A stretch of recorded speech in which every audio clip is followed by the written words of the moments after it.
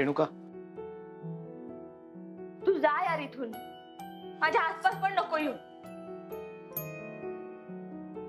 तुझ्यावर प्रेम केल्याचा ना पस्तावा होतोय मला. हा काय दिवस दाखवलास मला. का प्रेम केलं असेल मी तुझ्यावर. just hate myself. कागद तू काय बोलतेस?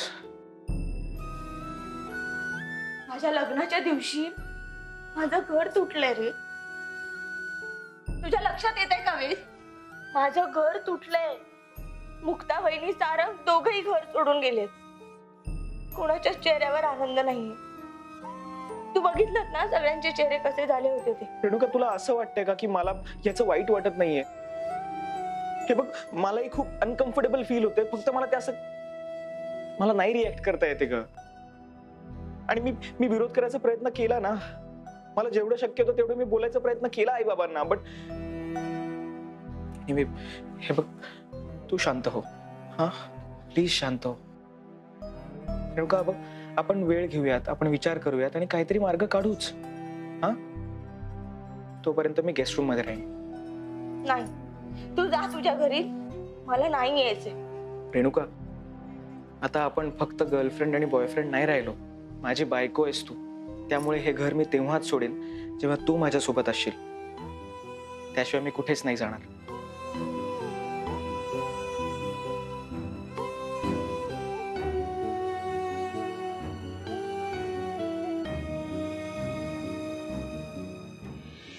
वैजंती, का ग अशी बसली? काय नाही, जीवाची कायली होती अगं. अशी कशी सोडून गेली आपल्याला मुक्ता. सारंग बी गेला. कसं जगायचं आपण? समज चांगलं चाललं होतं. ते गेली आणि दोघांनी आपल्या वाऱ्यावर सोडून गेली. दोघं. मलाही बोलायचं त्या दोघांशी. फोन कर की फोन कर. खूप वेळा करायचा प्रयत्न केला. लागतच नाहीये फोन दोघांचा. असं का करते ते? निदान म्हणावं आम्हा दोघींनी तुमच्या संकट तरी न्यायचं. राहिलं असतं कसं बी.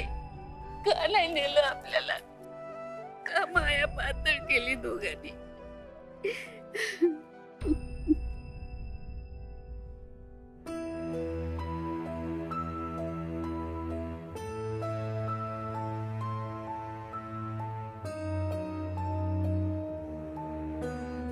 असं का बघताय?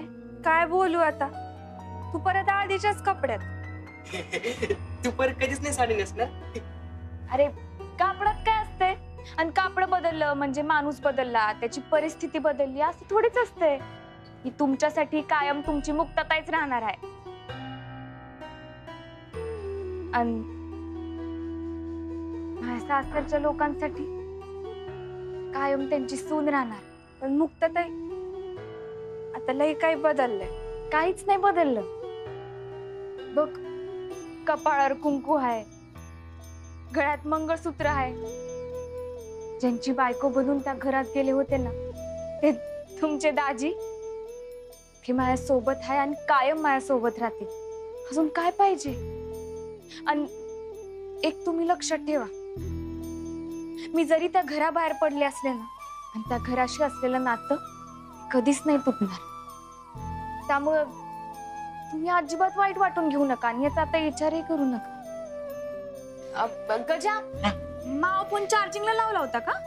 हा कधीच लावलाय. झालं पण असेल. हा बंद झाला होता. चालू पण केला.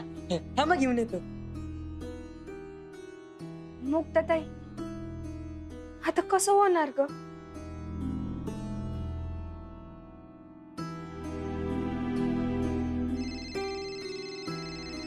गजा, हा अरे कुणाचा फोन आहे?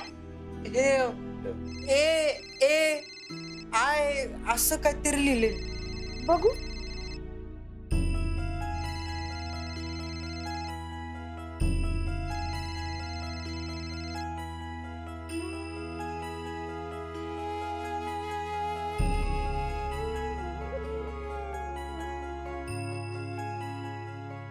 हॅलो, मुक्ता मुक्ता कुठेच बाळा तू? मोठी आई मी माझ्या घरी आहे. काय झालं ग हे सगळं? अनपेक्षित आणि इतकं लाजीरवाड आहे ना, मला दोष द्यावा तेच कळत नाहीये मला. मोठी आई ते घडलं ते योग्य होतं असं समजा. लई विचार करून घर सोडण्याचा निर्णय घेतलाय. आज ते घडलं ते परत घडणार. रेणुकाताईंचं लग्न झालं म्हणजे सगळं झालं असं नाही होत. आपल्या घरात पुढं जया गायत्री यांची पण लग्न व्हायचे. अजून नवीन नाती जोडणार. मावं घर बाई परिस्थिती परत परत आडवी येणार. त्यापेक्षा ना आता हा निर्णय घेतलेला कधीही चांगला आहे. पण हा पर्याय आहे का? स्वतःचं घर सोडून जाणं हा पर्याय कसा असू शकतो मुक्ता? वैजंती फोन दे, मी बोलते तिच्याशी. हे मुक्ता परत ये ना बाळा. का सोडून गेलेस ग? तू गेल्यापासून या कुडीतनं परान गेल्यासारखं झालंय बघ. परत ये. मला परत बोलवत आहे? काही गरज नाही तिची. आम्हाला सांगून टाका तिला. निघून गेलीस ना म्हणावं आम्हाला सोडून. आता आम्हालाही तुझी गरज नाहीये. सांगून टाका स्पष्टपणे तिला. स्वतःच बोल. तुझा निरोप द्यायला आम्ही काही मोकळं नाही. मुक्ता अजिबात गरज नाही तुझी. कळलं ना? गेलीस ना आम्हाला सोडून. परत कधी येऊ नकोस. कळलं ना? विसरून गेलीस ना आम्हाला तू. मग आम्ही सुद्धा विसरलो तुला. कोण मुक्ता? आम्ही नाही ओळखत तुला. कळलं ना? पुन्हा कधी येऊ नकोस. जा.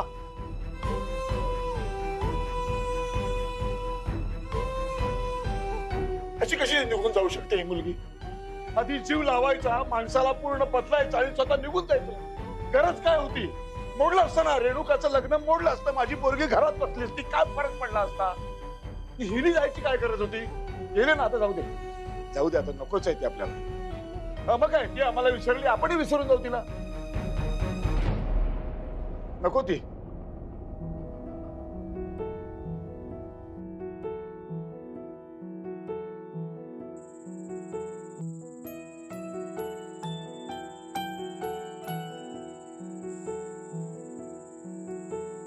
तुम्हाला कसं विसरू शकते? माझ्यासाठी एवढं काय केलंय तुम्ही? ज्यांच्यासाठी त्यांची मुलगी सगळं काही होती, तिच्यासाठी ते काही करू शकते, तेच मला म्हणते. मुक्ता, रेणुकाचं लग्न मोडलं असतं तरी चाललं असतं, पण तू घरी आहे. पण मी नाही करू शकत. मला माफ करा दादा. असं कसं धीर सोडताय तुम्ही? हे रावसाहेब रडू नकोस रडू. वैजंती तू पण नको रडू. असं काय करताय? रडू नकोस रावसाहेब. रडू नकोस. खरंच येईल का काय? विसरून गेली तर काय म्हणजे आपल्याला? नाही तशी नाही ती पोरगी.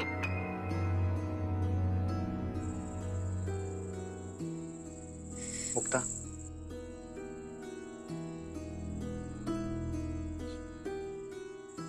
रडू नकोस. इकडे बघ. रिलॅक्स. चल आपण फिरून येऊ. एखादा फेरफटका मारला ना की आपल्याला खूप छान वाटेल. आणि आपल्या दोघांना या धक्क्यातून बाहेर येण्याची खूप गरज आहे. चल. नाही, तुम्ही आधी खाऊन घ्या. तुम्हाला भूक लागली असेल. भूक तर कधीच गेली आहे. रेणुकाच्या लग्नात काय काय करायचं ना याचा खूप विचार करून ठेवला होता. त्यांचं लग्न झालं ना की रिसेप्शन मध्ये त्या दोघांना असं मध्ये बसवायचं आणि त्या वेदला खूप त्रास द्यायचा. त्याची खूप गंमत करायची. बासुंदीमध्ये हिरवी मिरची घालून त्यांना खाऊ घालायची.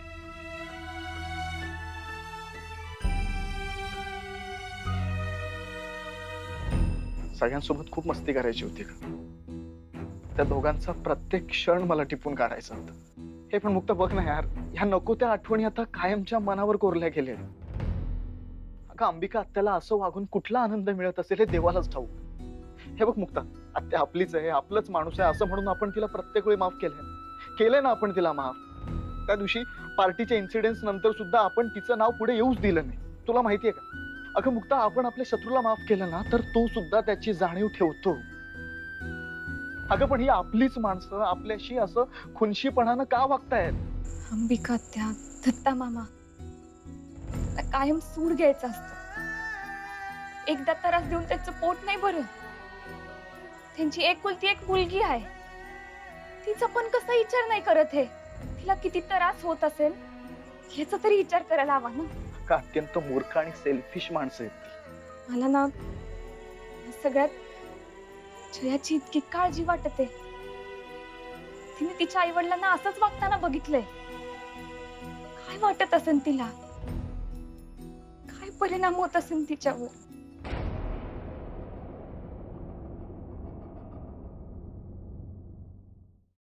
मला ना खरंच अनाथ झाल्यासारखं वाटतंय. आई बाबा असून सुद्धा अनाथ असणं काय असतं ना हे तुम्हाला नाही समजणार. तोंडाला येईल ते बोलू नकोस. तुला त्या मुक्ताचा त्रास दिसतोय आणि बघ बघ तुझ्या आई वडील काय त्रासात दिवस काढतायत ते नाही दिसत आहे तुला. एक मिनिट मम्मा, तुमच्या चुकीमुळे ना तुम्हाला हा सगळा त्रास सहन करावा लागतोय. आणि तरी सुद्धा मला तुमच्याबद्दल वाईट वाटायचंच. पण तुम्ही जे आज केलं का, तुम्हाला बदला घ्यायचाय का? आणि या सगळ्याचा माझ्यावरती काय परिणाम होईल याचा तुम्ही विचारच करत नाही आहात. जया, तू आम्हाला अक्कल शिकवू नकोस. अगं आम्हाला सपोर्ट करायचा सोडून त्यांच्या नादाला लागलीस, त्यांना सपोर्ट करतेस तू. तुम्ही चुकीचं वागताय आणि मी तुम्हाला सपोर्ट करणार नाही.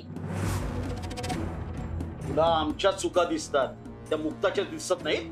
हा, चांगुलपणाचं नाटक करून या घरावर ताबा मिळवते ती, आणि तू बाबा ती नाटक करत नाहीये असं तुला वाटतं कारण तू अजून लहान आहेस.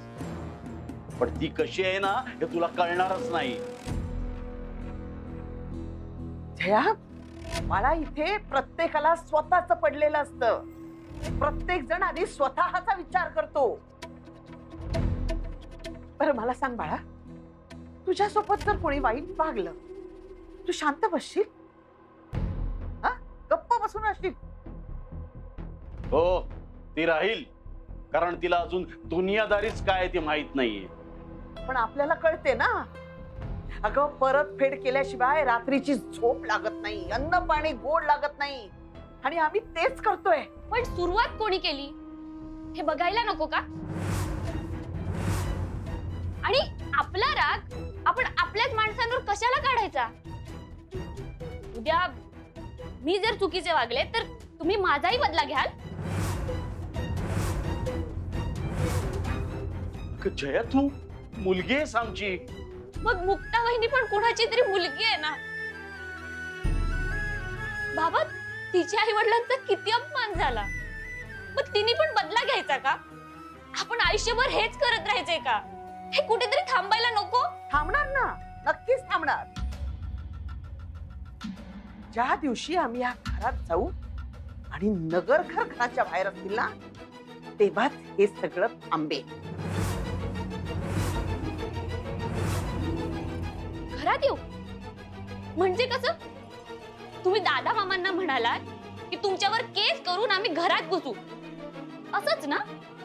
जर चुकीच्या पद्धतीने घरात येणार असाल ना तर मी तुमच्या सोबत नसेल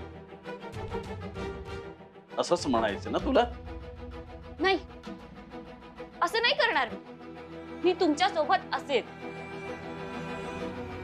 पण एक फॅमिली म्हणून मी तुमच्या सोबत कधीच नसेल.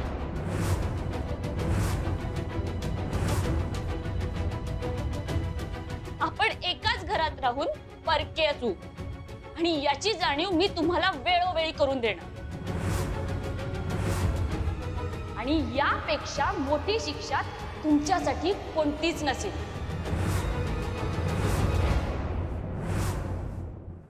जया, जया, हे तू नाही, हे तुझ्या तोंडून मुक्ता बोलते.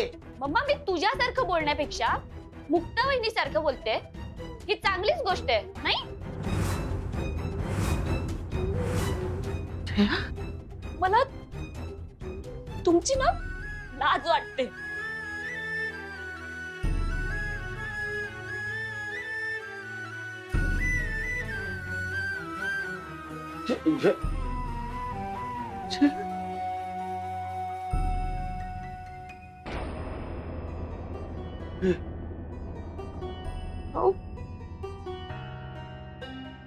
आपली ही जया आता काय बोलून गेली हो?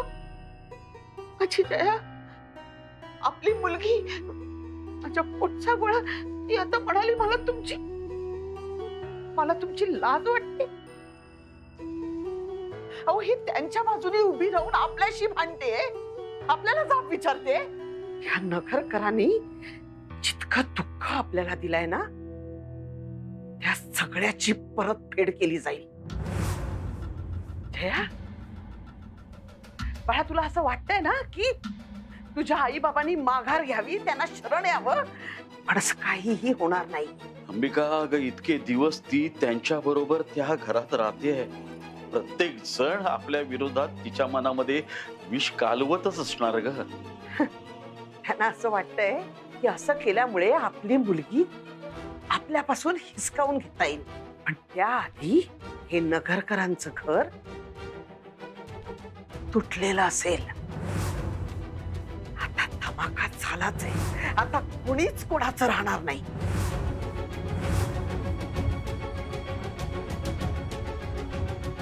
मी माझी मुलगी माझ्यापासून तोडलीत ना, मी बघा, मी तुमचं अख्खच्या अख्खं कुटुंब तोडून टाकलं.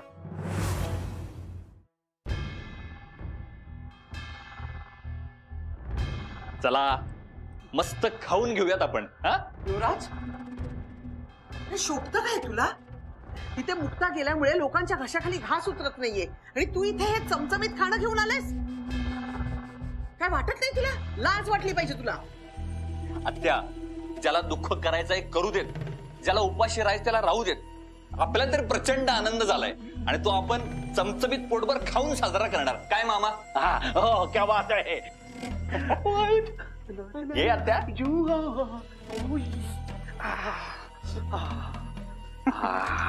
काय ते बघ कसे बघतात तुझ्याकडे. अगं, त्यांना वाईट वाटतंय तू खात नाहीयेस म्हणून. हा, उचल, हो जाऊ सुरू. मला तर हे सगळं बघून आहे ना खावंसच वाटतंय, पण नको. माझं ते कोलेस्ट्रॉल आणि डायबिटीस वाढेल ना, नकोच बाबा ते. मला सांग, मुक्ता येण्याच्या अगोदर तुला हे सगळे आजार होते का? नाही ना. मग मुक्ता घरात आल्यामुळेच झाले ना. पण आता तर मुक्ता घरातून गेली म्हणजे आजार पण जाणार. जाणार नाही तर मी आता खाणार.